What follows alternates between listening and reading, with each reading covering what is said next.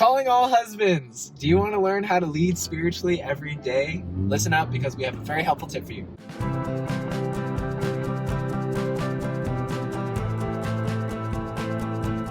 Hey guys, welcome back to our channel, The Biblical Couple, where we talk about marriage principles from a biblical perspective.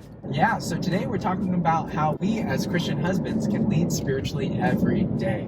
We as husbands can oftentimes become like potatoes and just be couch potato-y and passive and disengaged from our families, disengaged from our wives. But really what's going to be so helpful for us as spiritual leaders is to be engaged every day. Super simple, so impactful.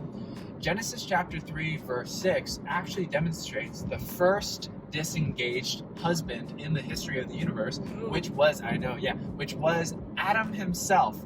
Unfortunately, there in Genesis chapter 3 verse 6, you see Eve being deceived by the serpent and eating of the fruit of the tree of the knowledge of good and evil. And it says that she gives that fruit to Adam, who was with her. What was he doing there? I had no idea. What was he doing? He was just standing there, Shocker. being disengaged. And I didn't know that the Garden of Eden had big old human-sized potatoes because he was there and he was sprouting. He had some spuds on it, or no, what are those things called? The little sprout thingies on them. I think they're called sprouts. Yeah. Sprouts? Yeah, exactly. And so he was doing that and just being passive, not engaged, not using his oversight to protect her. Can you imagine Eve just feeling the remorse after all that had happened, after they plunged the rest of humanity into sin, from Eve being deceived, but not just that, Adam being wholly responsible for that, and even just waking up the next day like, oh yeah, we completely disobeyed God, and now it's ultimately Adam's responsibility and fault. And the ramifications of that were huge because, as you remember, Cain and Abel, there was so much strife between them, and then murder happened. That's just to show how important the husband's role is in terms of being engaged, not just physically present, but understanding how to lead his family spiritually.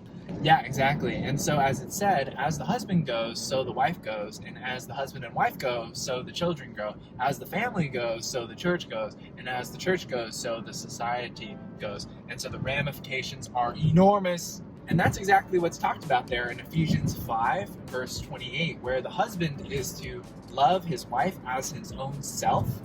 And in Ephesians chapter 6, verse 4, where the fathers are not meant to provoke the children into anger, but to raise them up in the discipline and instruction of the Lord. And in order to do both of those things, to love your wife and to love your children and to raise them up well, you need to be engaged. To be all there.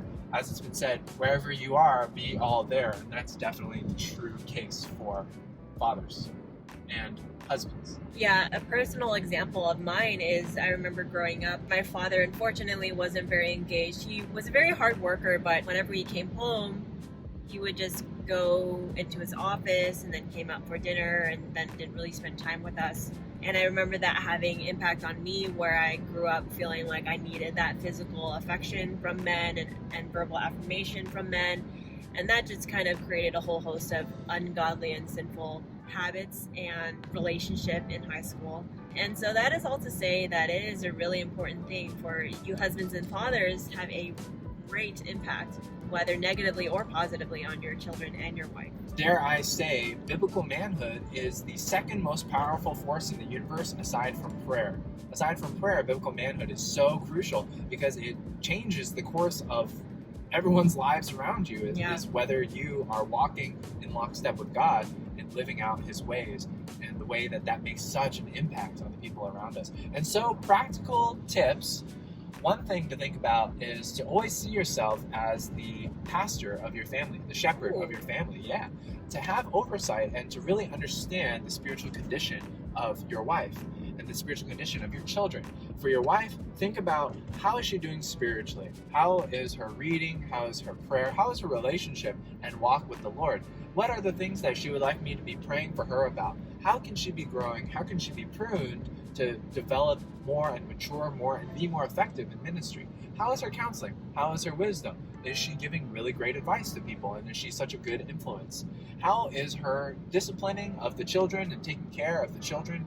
How is her spiritual and mental health? Is she feeling like super crazy stressed and anxious about things? Or is she having the faith and trust in the Lord?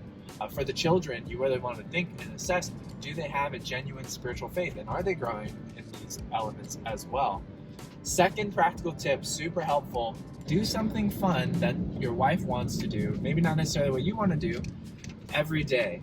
And so, for example, Joanna shoulder tapped me and she basically said, hey, I would really like to go to a pumpkin patch with you and Samuel. And so ever since then, I've been like on the hunt, thinking about where can we go to a pumpkin patch together. And we are actually on the way to do that right now.